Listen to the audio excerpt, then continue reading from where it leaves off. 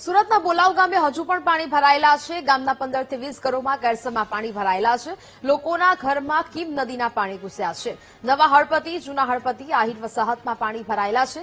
બોલાવ ગામથી VTV ન્યૂઝનો ground zero report. 3 દિવસથી પાણી ભરાયેલા છે, છતાં પણ તંત્ર દ્વારા કોઈ મદદ નથી મળી। પૂરગ્રસ્ત લોકોને ભારે આર્થિક નુકસાન પહોંચ્યું હોવાની વાત સામે આવી છે।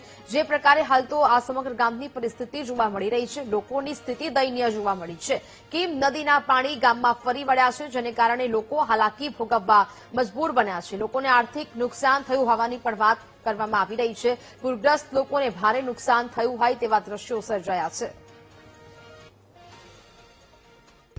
બોલા ગામમાં એટલી આમ મુશ્કેલી પડી ગયેલી છે કે દર વર્ષમાં નાહવાનું આવે છે। તમે જ્યારે પાણી આવ્યા કેટલા વાગે આવ્યા? તમે શું કરતા હતા? સવારના ચાલુ થઈ ગયા। એનું પરિસ્થિતિ ખરાબ જ હોય, કોઈ આગળ પાછળ જોવા વાળું અમારા ઘરમાં પાછું છે નથી। અમે છોકરી હાથે એકલી રહી છું અને જેન્ટ્સ માં છે નથી ઘરમાં, એટલે સામાન કાઢવો કેવી રીતના? અમે જીવ બચાવીએ કે સામાન કાઢીએ?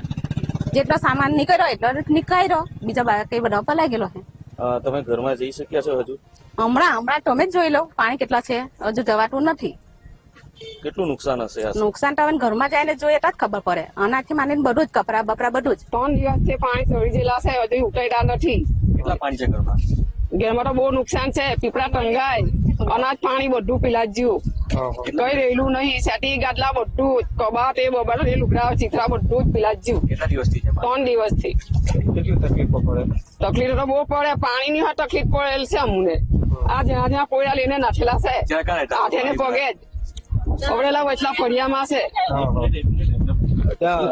ઘર કાચા છે, પતરા ને બધું પડી ગયો એ તો છે જ, હજુ તો ઉભું જ છે। જાણે પડ્યું તો નથી, પણ પાણી હજુ જવાનો નિકાલ થયો નથી। હજુ ઘરમાં પાણી છે। પંચાયત તરફથી, સરકાર તરફથી કઈ મદદ મળી? ના, કઈ નહીં મળી, ખાલી ખીચડી ખવડાવી સાંજવાળા। સુરત જિલ્લામાં પડેલા ભારે વરસાદે કીમ નદીમાં ઘોડાપૂર પાણી લાવ્યું હતું। ત્યારે જે પાણી છે તે ઓલપાડ તાલુકાના જે બોલાવ ગામ છે, બોલાવ ગામમાં પણ પ્રવેશી ચૂક્યું હતું। અને આ જે હળપતિ વાસ છે, એ હળપતિ વાસમાં જે લોકો સૂઈ રહ્યા હતા અને અચાનક જ પાણી આવતા તેઓ પોતાનો જીવ બચાવીને બહાર નીકળી ગયા હતા। ત્યારે અહીંના જે ફસાયેલા લોકો છે તેમણે પોતાની આપવીટી સંભળાવી। વીટીવીની ન્યૂઝ ટીમ જ્યારે ત્યાં પહોંચી ત્યારે તેઓએ આપવીટી સંભળાવી છે। પરંતુ હાલ વરસાદે તો વિરામ લીધો છે, પરંતુ જે પાણી ઓસરવો જોઈએ પાણી ઓસરી રહ્યા નથી। આજે 3 દિવસથી આ જે લોકો છે એ લોકો અન્ય જગ્યાએ રહેવા મજબૂર બન્યા છે। તંત્ર દ્વારા જે જમવાની અને મેડિકલ સુવિધા પૂરી કરવાની હોય છે એ કરી રહી છે, પરંતુ હાલ તો લોકોની માંગ છે કે તેઓના જે કાચા મકાન છે તેને પાકા બનાવી આપવામાં આવે।